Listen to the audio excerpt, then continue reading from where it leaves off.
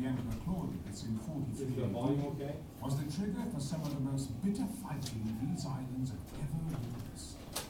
The very freedom of the native Britons was at stake, and like any proud people before or since, they would not part with their liberty without a fight to the death. The northern borders of the Roman Empire were witness to scenes of frenzied preparation.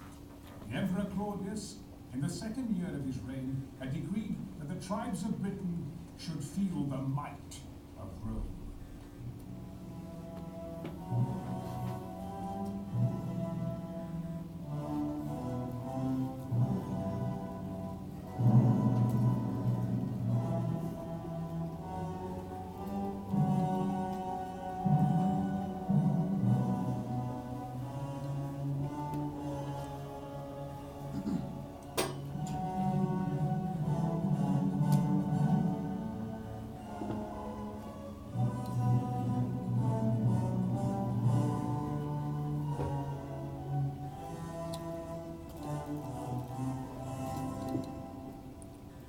To the Romans of 2,000 years ago, the island of Britain was a land of mystery and legend, from whence only scattered and fleeting reports reached Italy.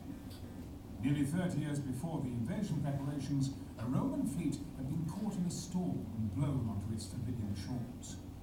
When the survivors eventually returned to Rome, they brought back tales of terrible hurricanes, sea monsters, and the bizarre pagan rituals of an untamed warrior society.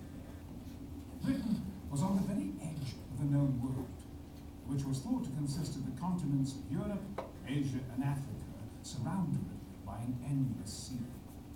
According to the science of the day, the large, mysterious island of Britain should not even exist. It exists indeed.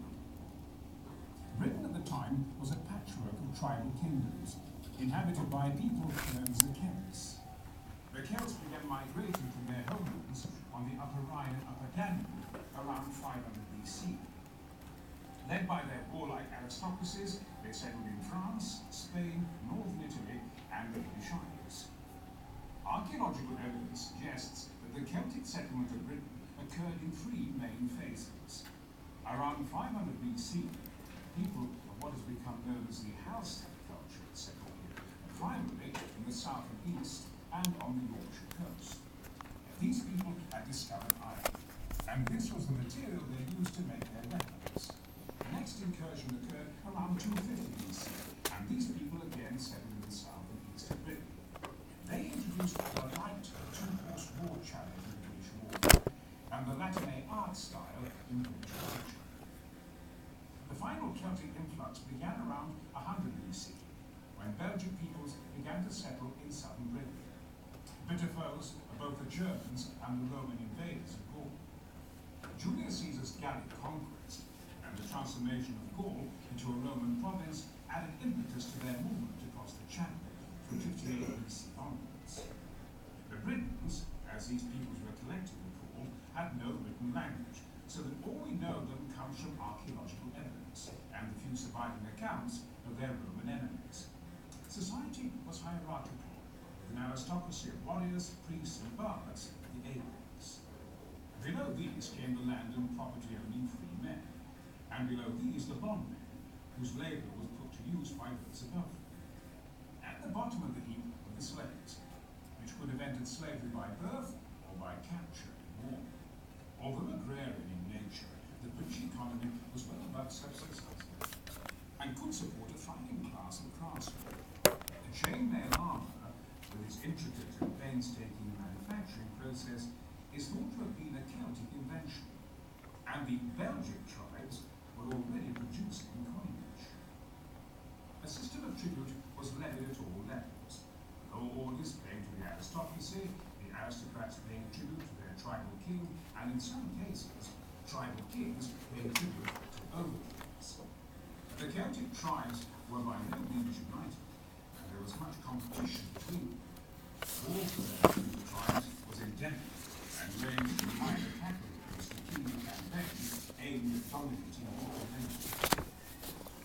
The culture of the Roman invaders was very different from the average Britons. The mighty empire of Rome had begun as a minor city-state in thought to have been founded in 753 BC. By 272 BC, Rome had gained control of the whole of the Italian peninsula. Thereafter, a succession of wars left the Roman Republic with a growing list of overseas provinces. The three wars of the Punic Empire of Carthage added the provinces of Sicily, Sardinia, Corsica, further Spain, hither Spain, and Africa. Similarly, a series of wars with Macedon and Mithridates added Greece, Syria, and Bithynia Pontus. Smaller scale wars added Cassiopoeia and Transalpine Gaul, Illyricum, Cilicia and Cyprus, Crete and Cyrene. The province of Asia was founded when the last king of Pergamon left his kingdom to Rome upon his death. The Roman army, of course, first word always associated with it is discipline. They were highly trained to fight in these famous legions, and various formations required, 3 different types of infantry, armor, cavalry, even had their own artillery training, as understood in that period, and the whole thing a very disciplined war machine. And that was very necessary for one good reason.